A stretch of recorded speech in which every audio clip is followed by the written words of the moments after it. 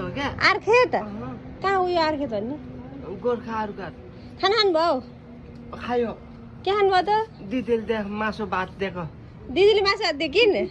ओहो आज दिदीहरू धेरै भएछन् आज यहाँ अर्को पनि दिदी यहाँ यी हेर्नु त म के ल्याइदिउ ल हेर्नु त यहाँ हेर्नु त ल्याउनु त यो यहाँ नै यहाँ रोटी यहाँ यहाँ हेर्नु त यसमा के खायो खोल्नु त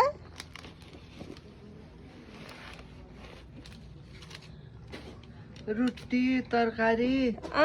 अनि सबै चिज रहेछ सबै चिज रहेछ अनि हेर्नु यहाँ यो नयाँ टी सर्ट तपाईँलाई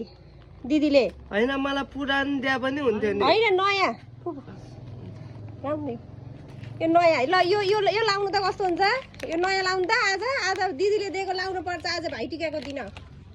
मैले पैसा दिनु पैसा दिन पर्दैन मलाई किन पैसा दिनु पर्छ त पर्दैन नि त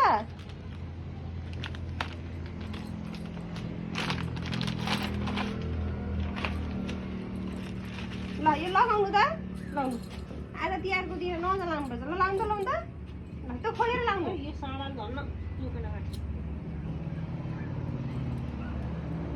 कहाँ बस्नुहुन्छ त आइफोन हो दिजुको आइफोन त्यसैलाई बसेर भोलि घर जान्छु हो कहाँ हो घर आर्खेत छैन मसँग पैसा छैन हो र अनि कसरी जानुहुन्छ त म हिँडेर जान्छु हिँडेर जाने हो म त हिँडेर आएको के त नि मसँग पैसा छैन अनि के गर्नु त हो र 100 रुपियाँ ल्याउँछु तपाईँलाई म अहिले अनि कहाँदेखि आउनुभएको त हिँड्दै म शक्तिखोरमा काम गरेको थियो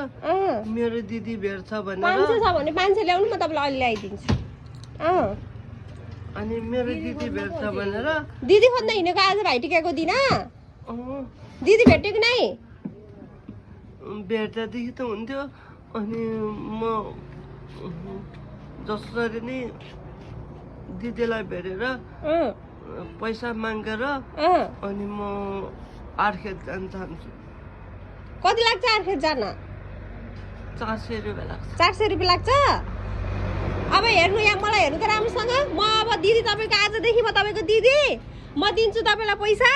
घर जानु है 400 रुपियाँ लाग्छ नि ल म दिन्छु घर जानु है हुन्छ